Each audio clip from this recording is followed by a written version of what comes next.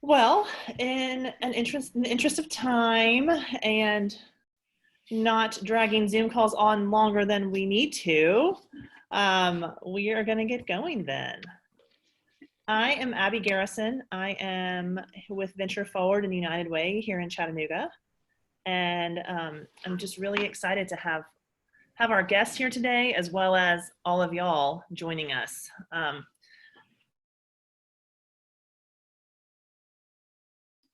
For those of you who don't know Venture Forward, we are a part of United Way here in Chattanooga, and we are all about increasing capacity and collaboration and innovation in the social sector here in Chattanooga. And one of the ways that we do that is particularly right now during the COVID crisis, is through webinars and panel discussions and things like this. So we were very excited when our friends and partners and colleagues at Unum offered to share with us some insights that they have from working remote and taking their company and their business and all of the different functions within it remote. So certainly think that there are a lot of parallels to the nonprofit community as we are all navigating this and navigating the new normal or next normal, whatever you decide to call it. So a couple of housekeeping things. Definitely feel free to open up your chat, and if you have questions as they're talking, just drop them in the chat, and Ada or Patrick or I will make sure to elevate that into the conversation. And then at the end, we have some kind of topics of conversation for each of the panelists to dive into, but at the end, we'll also open it up to general Q&A. So if you have thoughts or questions, just feel free to put them in the chat or take notes yourself, but it's going to be great. So along with that, I should also say that Ada and Patrick, you guys, I don't know, wave, does that work? Probably not. They're on my team at Venture Forward too. And yeah, if you have questions, feel free to direct message them or whatnot. Are we recording this? We are, right? Yes. It is being recorded, just so everybody knows. I feel like we should be sure to tell you that. But yeah, so with that, I am going to tell you just a little bit about who we have with us today. We have Carl Gagnon. Am I saying that right, Carl? I should have asked. Yeah, that's perfect. Okay, good. I should have cleared that with you beforehand. He's the Assistant Vice President of Global Financial Wellbeing at Unum. We have Wade Hinton, who is the Vice President of Inclusion and Diversity. We have Laurie Mitchell, RDN, who's the Assistant VP of Global Wellbeing and Health Management. And we have Carrie Olson Cartwright, who's the Assistant Vice President of Corporate Social Responsibility. So all of these folks at Unum just have a wealth of information and knowledge. And we also want to make sure to thank Gina Lee and her team for helping us put this together, who's also at Unum. We miss her at United Way, but she's doing great stuff back at Unum. So with that, I am going to let, actually could we start with each of the four of you just telling us a little bit about like the high level of what your title is and what your kind of expertise and wheelhouse is, what you do at your job. I'm going to start with Carl. Carl. All right. So Abby, thanks for having me. I'm glad to be calling in from southern Maine. So it's a little cool and rainy here, but I hear the weather in Chattanooga and that area has been much nicer. So we're waiting for that to come. As Abby said, I'm the Assistant Vice President of Global Financial Wellbeing and Retirement Programs. So at Unum, I oversee our financial benefits that ranges from our 401k plans to our traditional defined benefit pension plans.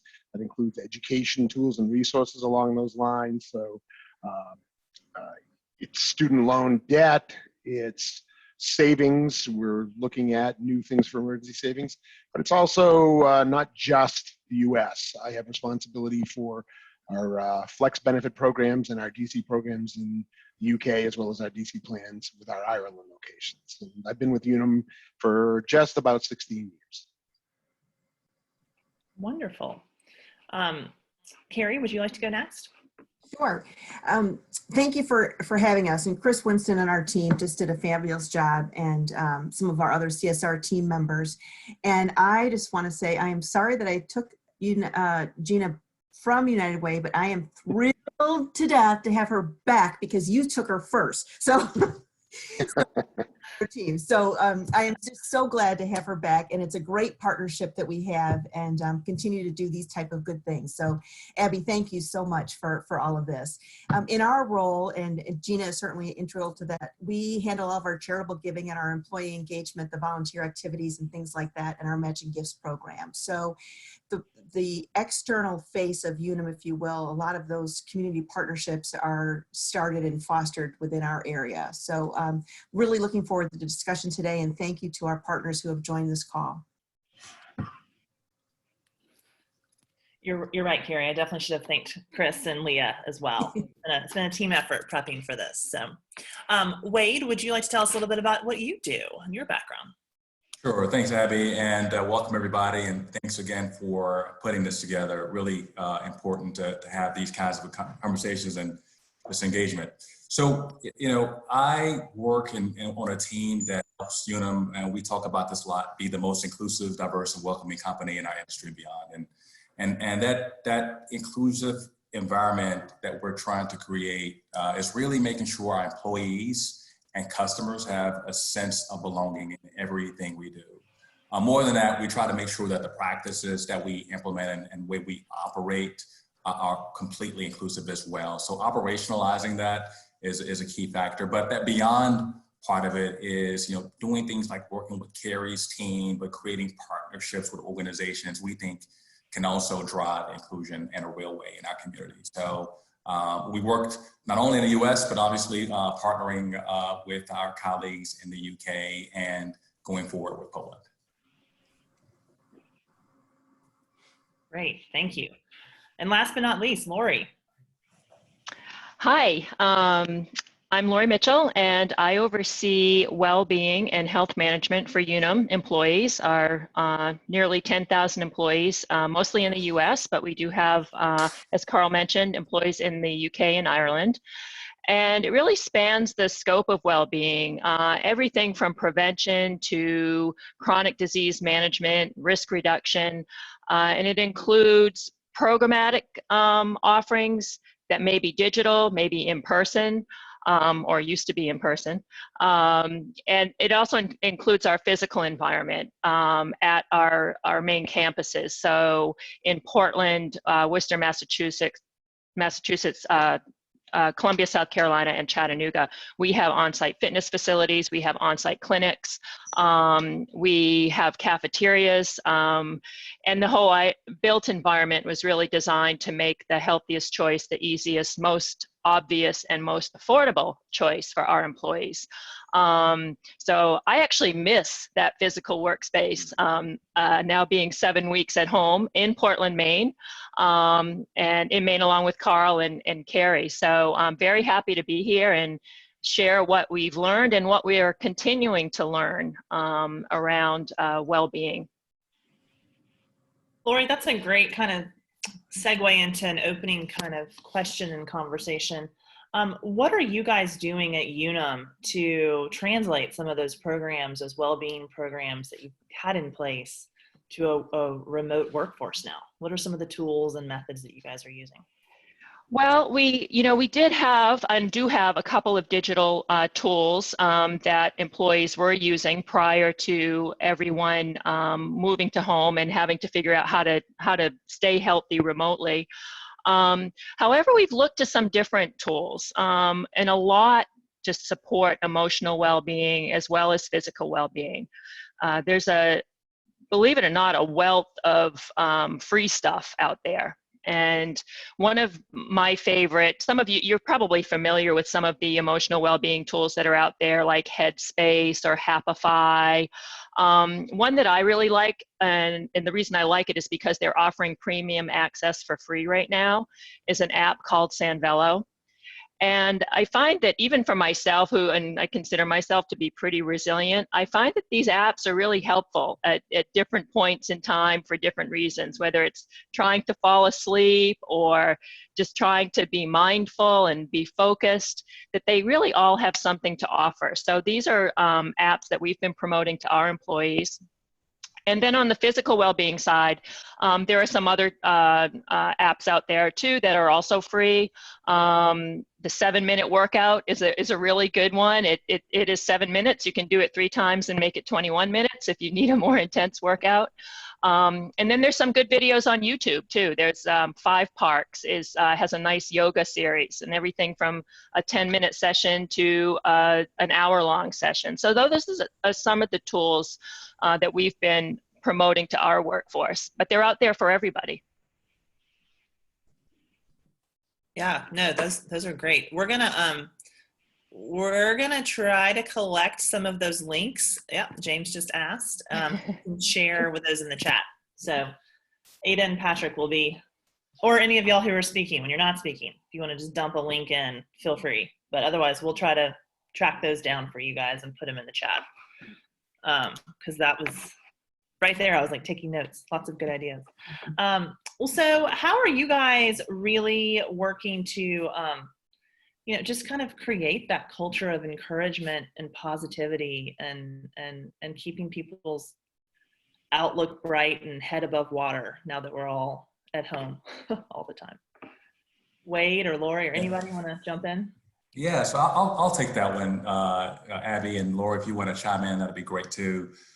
So one of the things we've been really talking about is just making sure we remain connected with each other, right? I mean, because we hear this term social distance, but we really don't want to push social distancing as much as we are saying, well, we don't want to push social isolation with that term as well, right? So that means encouraging employees to connect with one another, asking our managers to reach out to their employees, to set up things like virtual coffee times, or we had even a virtual happy hour connection with one of our teams, Carrie's team, just last week. But doing those kinds of things that allow for that connection to take place, that's one thing I would certainly say is important. I think leaning in to make sure that you are checking in with those employees on a regular basis is something that we also, we think is important. Oftentimes we wait for someone to reach out before we find out what's going on, but you don't really need an invitation to do that. So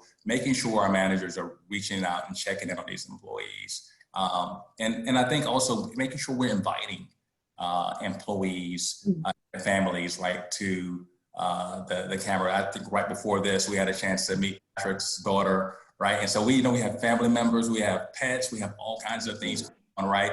And we want to welcome that. And I think that's a sense of relief in some ways, that the pressure that we put on ourselves to be perfect in some of these video sessions, right? But I think by creating that environment and allowing people just to be who they are and authentic, I think also creates a sense of positivity and encouragement.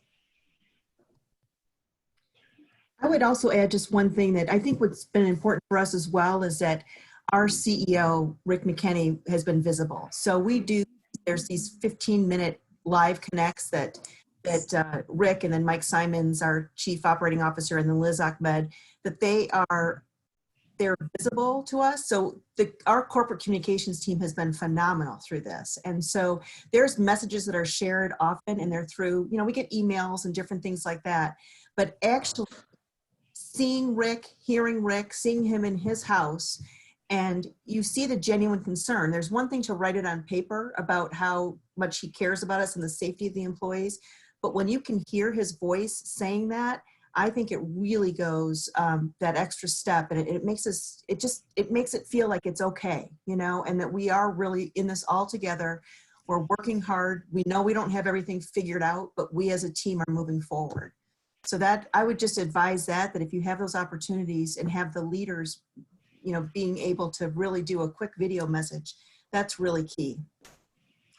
Yeah, and Carrie, that's a great point. I think, some of the things we've seen is that we've opened up a whole new side of employees to each of us. You think about it, I'm seeing you in your living room. I've never been to your living room or part of your home. We're seeing things. I've heard commentary from some of our leaders that people have asked them about, oh, where'd you get that hanging? Or where'd you get that vase or that something in your home. So I think it certainly has opened up a side to all of us as employees that gives us the opportunity to see into maybe personal lives. We spend a lot of time together at work, but when we leave work, we tend to go to our families, which is absolutely super important. But I think the fact that we're now through this new wave of video conferencing, this new social distancing, we're seeing into people's personal lives, and that I think is connecting us.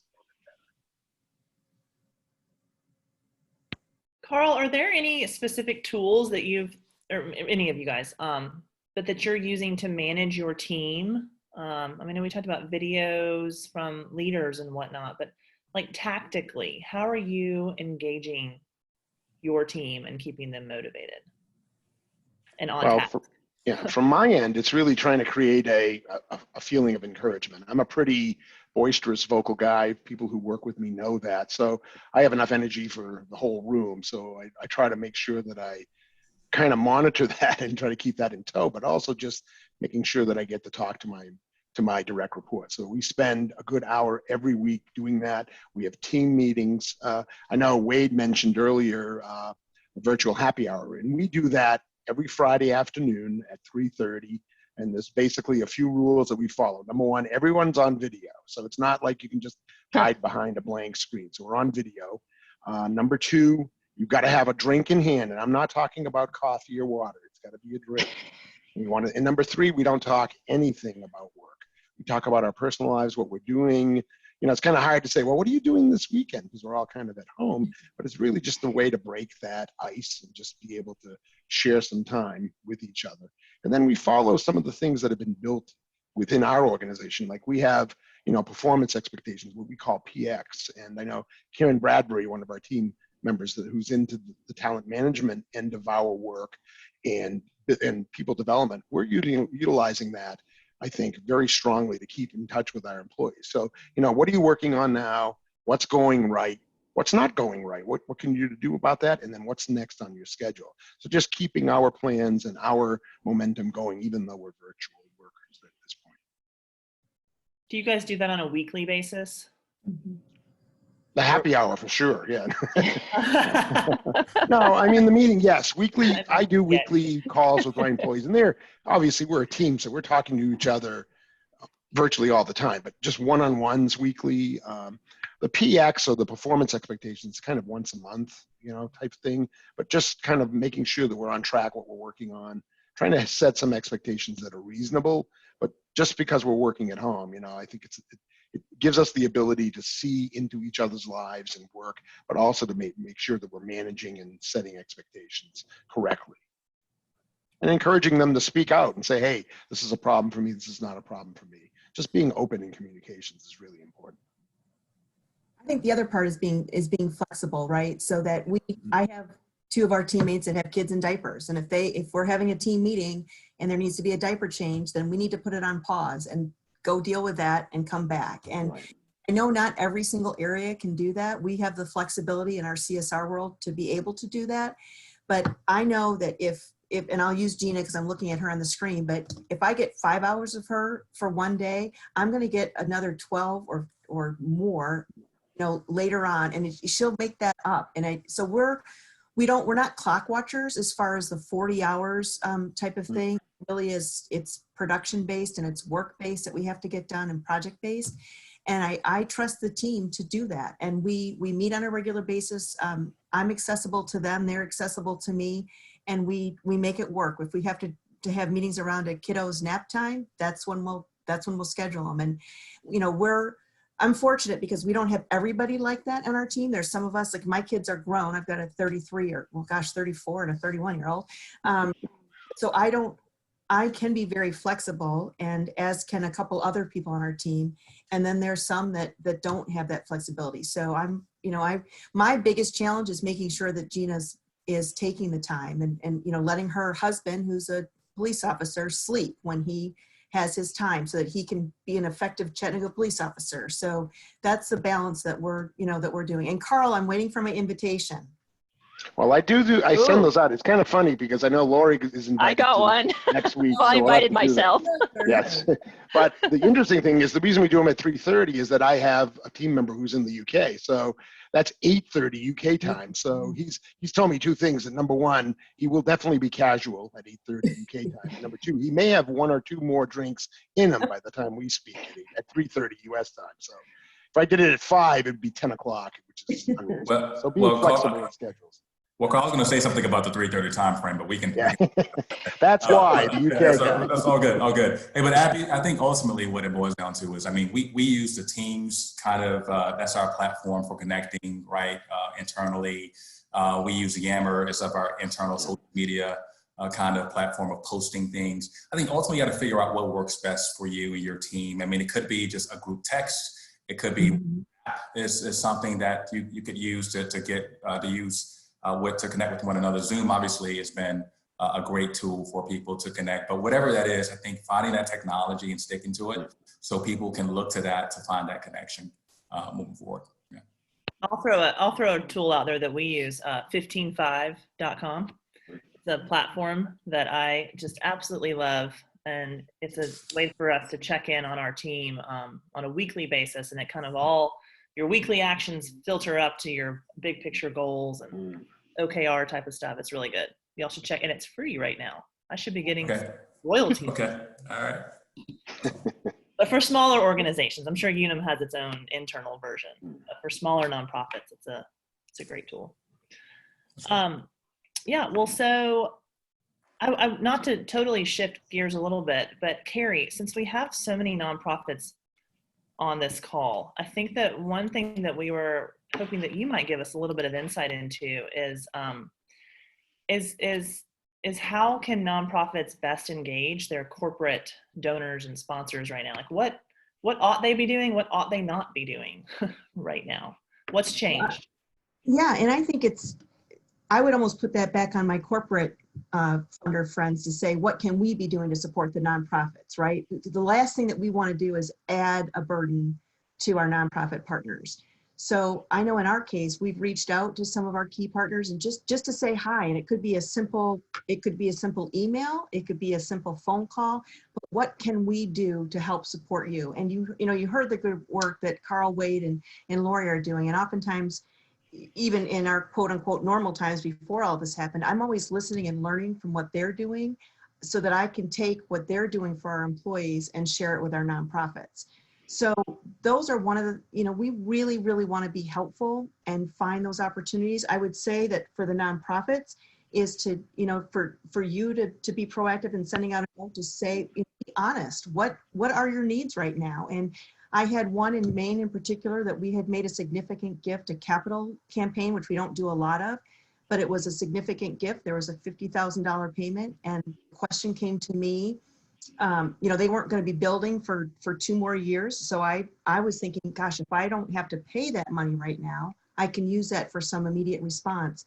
And they actually, because of the situation and the folks that they serve, they asked if they could move that money into an operating, to their operating expenses rather than the capital campaign. And we said yes. That was an easy thing for us to do. So I think that the corporate funders need to be flexible with the nonprofit partners. We both need to be honest both ways. And I would say that as the nonprofits, and I understand that there's, everybody competes for money and things like that, but this is a time for us all to come together. And so if there are like services that are being done, or how can you be surrounding, Laurie talked a lot about mindfulness and the wellness of people. How can we, for the constituents you serve, where are those nonprofit partners that we can be working together and help build people up at this time, and not be working in silos? And whatever the corporate funders can be doing to help navigate and support you in that, please let us know. Great. I know you guys are always historically a big source of volunteer manpower on a lot of things. Carrie, Laurie, how are you guys thinking about that now in a COVID world? Like, what's our employees are frustrated, I think, because they can't get out and help. And it's really tough. And especially with the tornado that, came through Chattanooga. We were able to lift some of those quote unquote restrictions that we had so that employees were able to go out and do some cleanup. And I know, traditionally when there have been disasters, the help, it's not just that immediate couple days after, it's a long-term, strategy to help the community get back. So we're looking forward to that time when we can safely be back out in the community and helping support folks. I know a couple Saturdays ago, we did a project with one of the nonprofits. It was getting books to kids in Maine, and in our local region, we delivered 1,400 book bags, if you will. And I worked with the local police departments in our county to do that. And I went up to the nonprofit and I stood out in the driveway, but gosh, I missed being able to, put those books together and put those book bags. But I had to stand by my car with a mask nearby and, take pictures from a distance and not give the hugs that I so love to do. So it was hard, but I think that as we can find those virtual volunteering opportunities, we did a neat one with Special Olympics in Maine, where we reached out to our employees and said, are there some special talents that you can share? And somebody juggles and does some magic tricks. And so we had 30 of the athletes from Special Olympics Maine on a Zoom call like this, and one of our employees teaching them how to juggle. And it was so cute. The athletes had rolls of toilet paper or some, oranges or apples or whatever. And they were juggling. And it was just kind of that fun time. And so every Friday, we're doing that with the Special Olympic athletes. So I know for the schools, there's still that, that security that we have to do and make sure it's safe if there's any kind of virtual mentoring or that kind of focus that we're doing. So we're careful about that. But I think that notes that we can write to folks, if there's those, I think for the elderly, they've got that call line that we can, be making phone calls and things like that.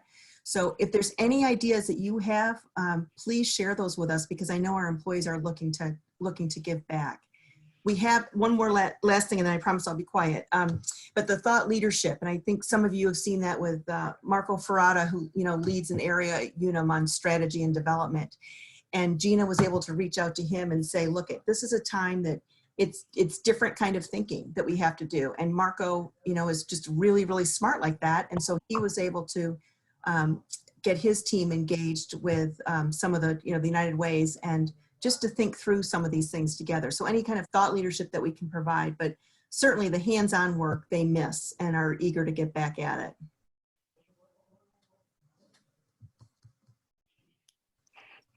Yeah, we we definitely appreciate your partnership on that work. Carl, this is a little bit of a left field one, but just because of your background and your day-to-day, I was wondering if you might be able to talk to us about how we can help our employees, and maybe even some of our fundraising employees who work with donors, to kind of like relieve concerns, maybe even just mental anxiety around the markets and finances and all the uncertainty in the financial world right now. Do you have any like words of wisdom there? Well, I don't know about words of wisdom, but my experience tells me that I think, in these times, if you think back about 12 years, those of you that have been around when we had the last market correction, if you want to think about it, it was back in the mortgage and bond market crisis of 2008 and 2009, where we had similar, very quick and decisive downturns. And went from a bear market to a bull market pretty quickly. Same thing here. You think about mid-February, where we were setting S&P 500 and stock market return results that were, had been set in decades. And then all of a sudden, within 2 weeks, the market falls through the floor. So I think there's a tendency for everybody to try to say, I've got to do something about my investments. And generally speaking, especially for younger employees, regardless if they're in corporate America, nonprofits, small business owners, what have you, the best thing to do is stay the course. You're going to see 4, 5, 6 of these corrections over your career. So it's certainly something that's going to happen. You shouldn't overreact, and you shouldn't make decisions based upon emotions. You should think about what you're doing. A lot of people laugh and say, oh, I'm not even going to look at my 401k account, my savings account, whatever, my retirement plan. I just don't want to see. Well, that's actually not a great attitude. Take a look, because a lot of these companies, whether you're with Unum or with another company, or the service providers have a wealth of information that you can look at that'll give you some guidance. You know, we tend to spend so much time on social media and learning about the kid, you know, especially with younger employees. You know, who cares about what Aunt Edna's pot roast tastes like tonight? It's much more important to think about your own future and to try to make sure that you understand what's going on in your own lives and take a look at your investment information on a regular basis. So, you know, just stay the course. If you want to get more conservative with your future investments. Start looking at your investments from the standpoint of, hey, I think this downturn is going to last. Don't touch what you already have. Just make more conservative investments going forward in your 401k plan and your DC plans, 457, 403b. It doesn't matter what type of plan you have that opportunity to make those selections and choices going forward. So leave the money where it is, be more conservative, but also set some reminders as the market recovers, and it will recover. You'll have some time to, you know, look at it and adjust back to a more aggressive and more appropriate perspective. And then seek advice. Like I said, there are tools and resources available, whether it's through your company, through your third-party administrator, through your own professional and investment advisor. Talk to them, get some advice, take a look at what you're doing. And also lean into this pandemic. You know, we're all working from home, so we're not spending as much money on gas. We're not spending as much money on lunches. If you've got that spare money that's accumulating, reinvest in it, lean into this. Put a little bit more away, create that emergency savings that you may not have had. Put a little bit more into your retirement savings. Now's the opportunity. You're buying low, you're using modern portfolio theory to actually accumulate more assets. Sorry if that sounded like a lecture, but. No, good reminders. That's such important stuff. Yeah. Wade, I wanted to make sure to hit on one particular topic with you. While we're remote and while everyone's, you know, individual situation and, you know, home life is so particular and individual, right? What can employers do to just like make sure that they're keeping in mind the needs of all of their diverse employees and, you know, remain inclusive through this and come out more inclusive on the other end of this whole crisis? Yeah, and I think thanks for that question, Abby. In fact, I've been sort of talking about that for since the beginning of this. That if we come out of this pandemic and this time where we've had remote workers and we're not a more engaged organization, then we've really missed, I think, some opportunities, right? And that includes, and you know, encouraging managers to make sure they're just really, literally reaching out and having conversations with those employees. I think Carrie talked about the fact that she's, you know, really being flexible and how she's working with her team and creating space for their individual needs. And we have a ton of that, right? I mean, we talk about parents, but we also have individuals who have aging parents who can't even see their parents because they're in senior homes, right?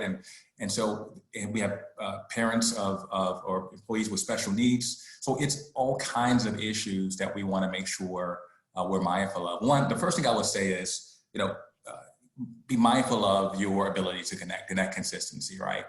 So be intentional. I'd say consciously inclusive, right? Be intentional about putting time on the calendar to connect with your individual team members. That's one thing. The second thing is be mindful of their particular needs and figure out where there could be some flexibility, right? We talk about outcomes and not necessarily focusing on output, right? We have metrics that we want to hit at times, but are you really focused on the metric as much as you are the outcome, right? And looking at that could create a little bit more flexibility and also relieve a little bit of stress and pressure that they might already to deliver. The other couple of things I say is, you know, also be mindful of things like language. You know, we've heard even how COVID is referred to in the media in a way that's derogatory to certain groups. And so we have to be mindful of those things, but also be mindful that people are also having religious holidays that they'll appreciate. We're in the middle of Ramadan, right? So, you know, as we talk about these lunch meetings or gatherings, right? Think about that you might have a portion of your workforce that might be fasting during this time frame, right? So all of those things start with listening and connecting. And so I think that's a very easy thing to do, a simple thing to do, but sometimes we get so caught up and busy that we don't make the time to do it. But I encourage everyone to do that with their team members. Yeah, no, those are excellent points. I'm still really curious if you guys have, and I know we shared the you guys shared the book that you guys have written. That sounds like published and available on Amazon. The guide that y'all put together, which is very helpful. But I'm just wondering if you guys, just as managers and leaders pretty high up in your organization, if there are just specific tools, tactics, or just mindsets that you as a leader are taking to lead your team right now that you could share. I'll open that to any one of you.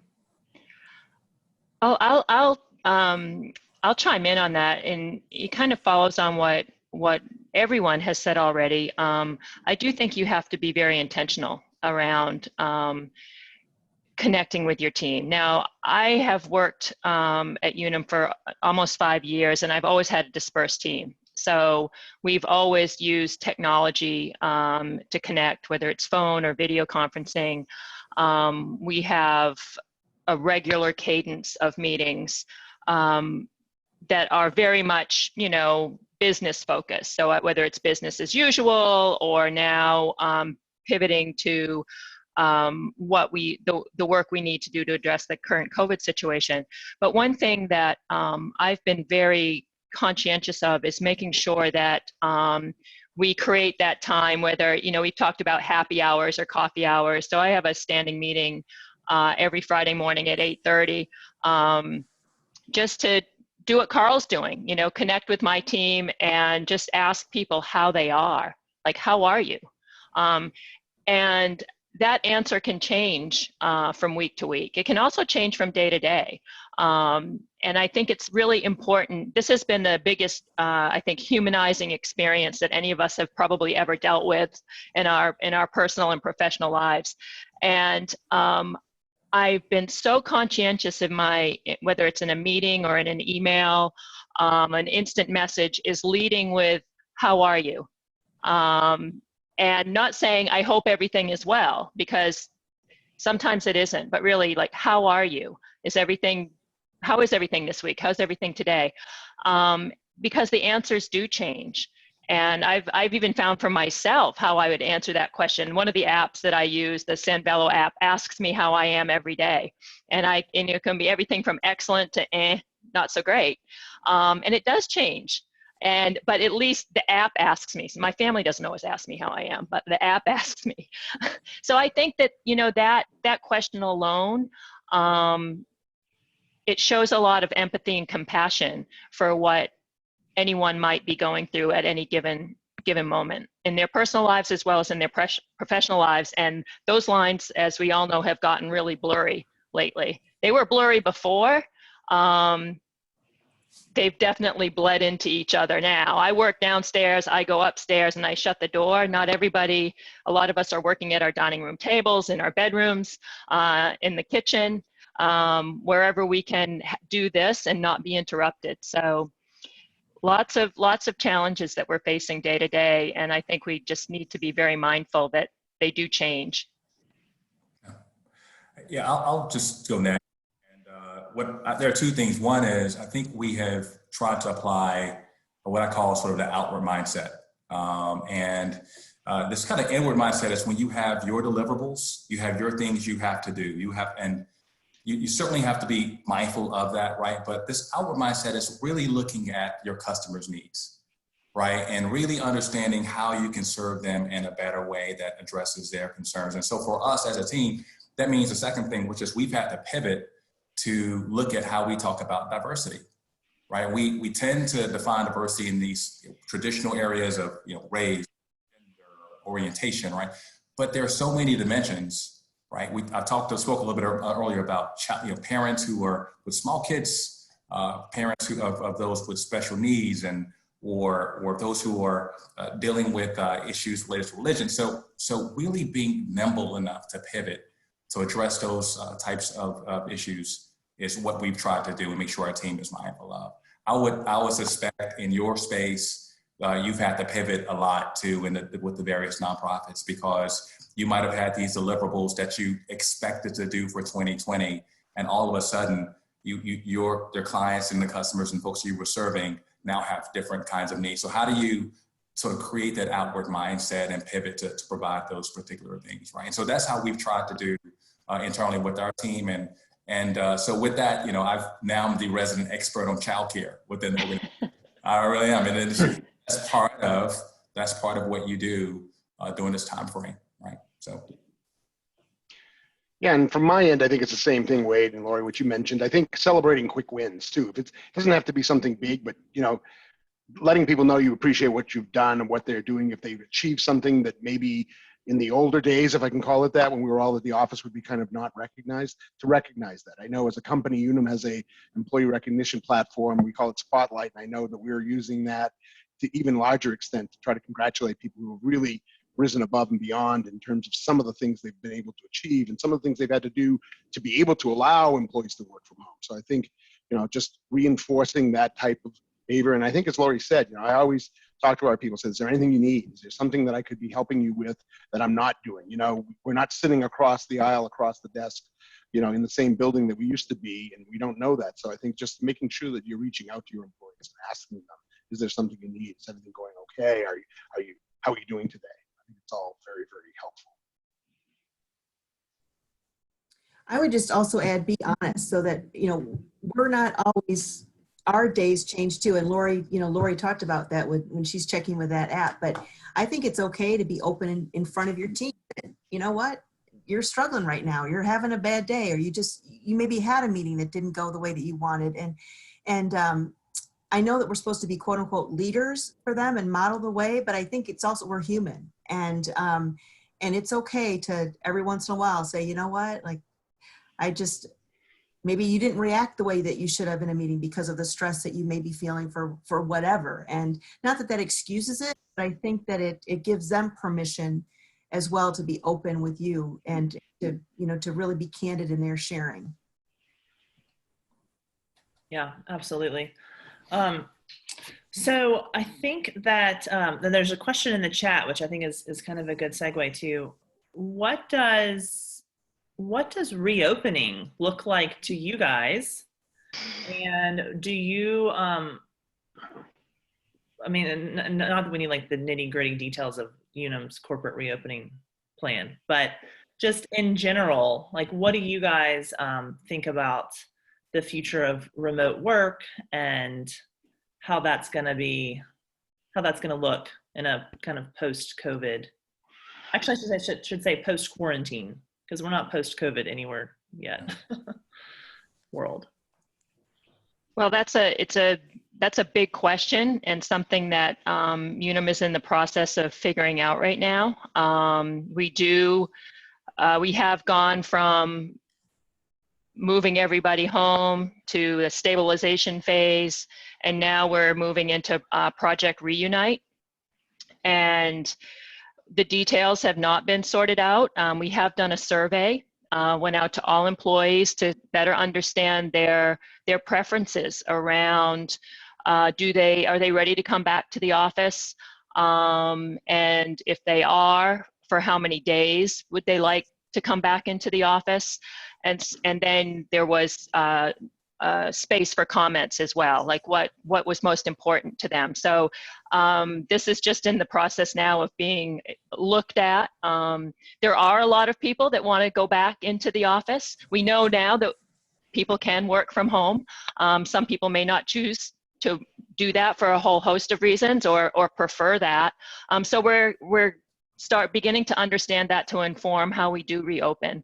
It will be gradual, it will be phased, it will certainly respect any regional public health guidelines that have been established.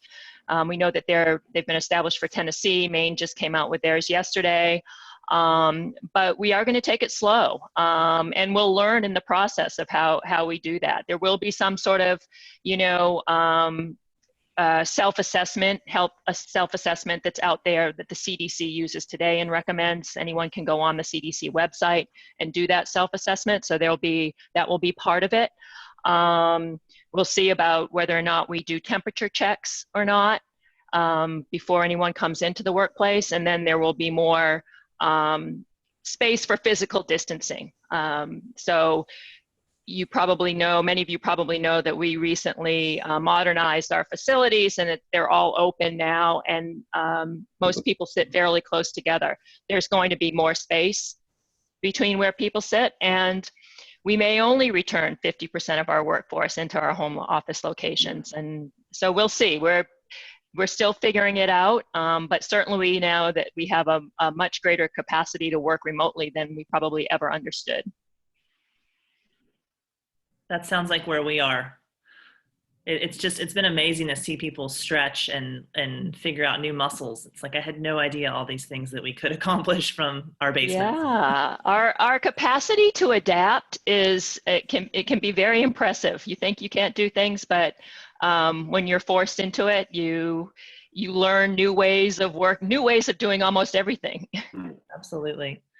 Well, okay. So my last question, and then if other folks have questions, we'll open it up. But I've been asking everybody, anytime I get smart people in front of me, I ask them this question, which I don't think you guys were prepped for this, but whatever.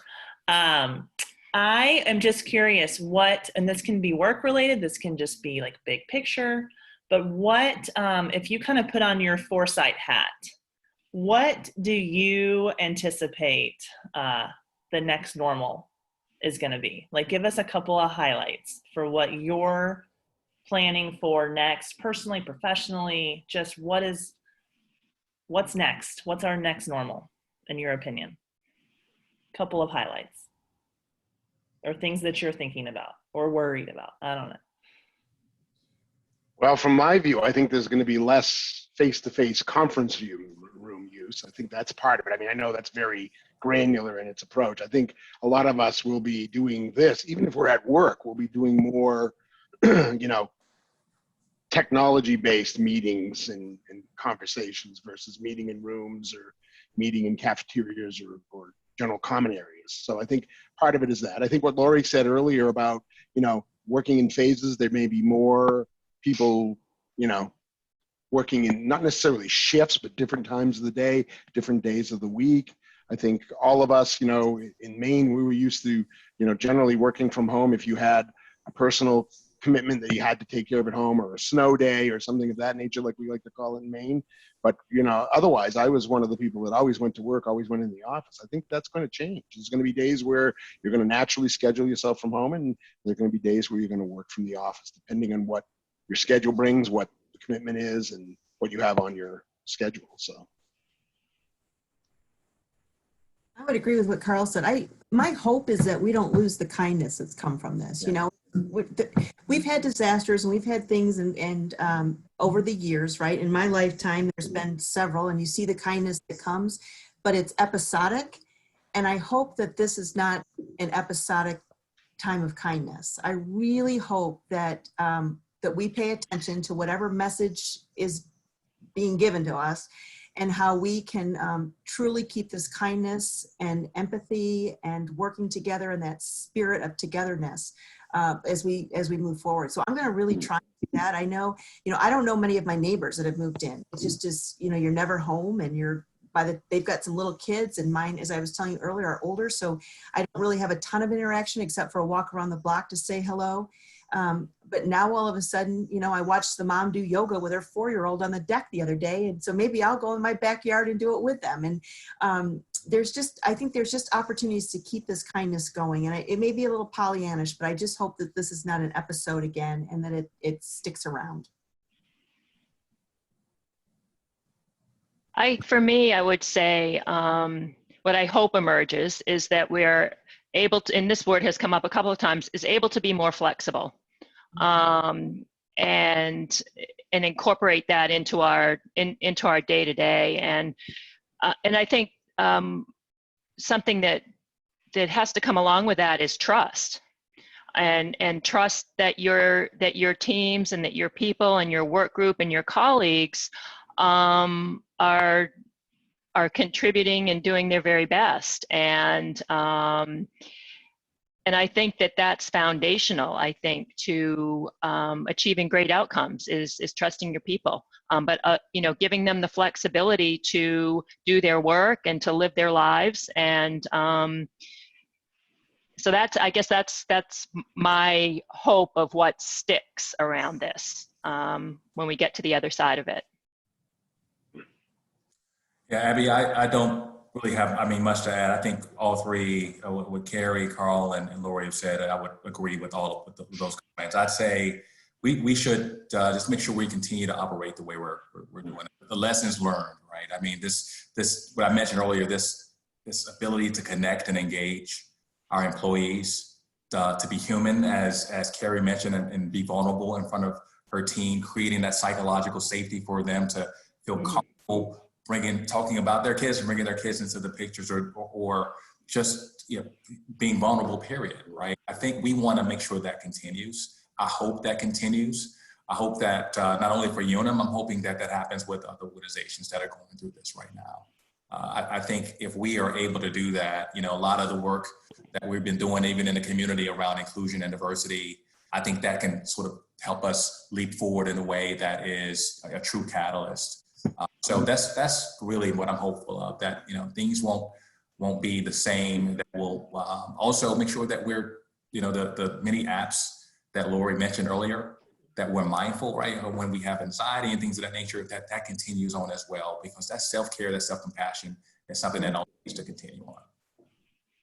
Yeah. And Abby, if I could just add one thing, there's something that Coach Bill Curry, for those of you that know him in the Chattanooga area, we years ago, I think it was about 11 or 12 years ago, we held a leadership program at Baylor, and it was for kids from the community in the Chattanooga area. And Coach Curry has often talked about the word magnanimitas. And as you leave Baylor, that's the word that you see on the entrance or the exit from Baylor. But it's a word that, you know, means greatness of spirit. And so he taught me that word many years ago. I use it a lot when I'm dealing in talking with educators and with kiddos. But I think that's a word that I really resonates with me now, is that whole greatness of spirit that we're seeing. And I just, that our magnanimitas hangs around for a long time. Amen. Absolutely. Well, it's already 2:55. I think I wanted to, if anyone had any last questions that they wanted to ask verbally, I was going to leave that. You can unmute and ask a quick question if you would like. This is Harriet with the South Carolina Arts Foundation in Columbia. Can you hear me? Yes. We can. So I wrote a question in the chat room that I would like to have a little bit more response to, related to whether you see this new, it's a new paradigm for some, but not for everyone, because a lot of people do work remotely. So I'm wondering if corporate America is going to look at this as a way to not just be flexible, but a way to look at the bottom line in terms of cost to operate a larger space with a lot of employees, when employees can actually work from home. Well, I do think that corporate America, where there's been a lot of real estate occupied, I've heard that, you know, and this isn't for Unum, I don't have the answer to that question. I do work very closely with our corporate real estate partners, but it probably will be a shift in what we need for space. I think that remains to be seen, however. Unum had already, in its modernization of its workplaces, has already consolidated in Columbia, in Chattanooga, in Portland, and in Worcester. And we now have tenants in our space. So, you know, that is pre-COVID. And I think we'll see what happens when we do return to the workspace, the physical workspace, if we still need the same real estate allocation. And I would imagine that a lot of large companies are thinking along those lines as well. Yeah, but Harriet, I'll just echo what Laurie said. I have been reading reports. I mean, there's one company in particular that they had a major lease agreement. They chose not to renew because they saw that their productivity from their employees was pretty high. So I do think you'll see some companies begin to think about that.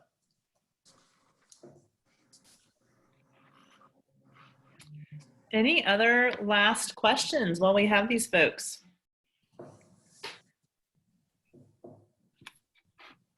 Can I throw out a couple of other resources that might be helpful that are kind of new to me? And they're from some community partners and nonprofits. One is the YMCA from Southern Maine, and they have some great virtual classes for adults, but they also have a nice selection of programs for kids.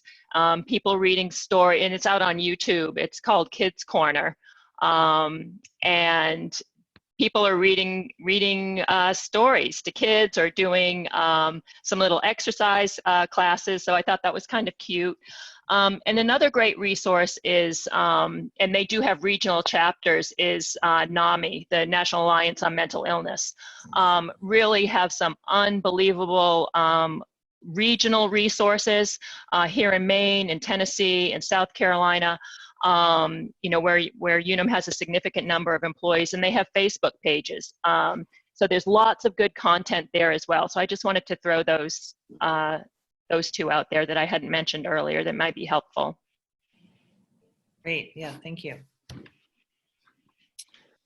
Well, with that, I think, y'all, we are right on time. It is 2:59. I know everyone has lots to do and lots to get back to, but we just so incredibly appreciate your time.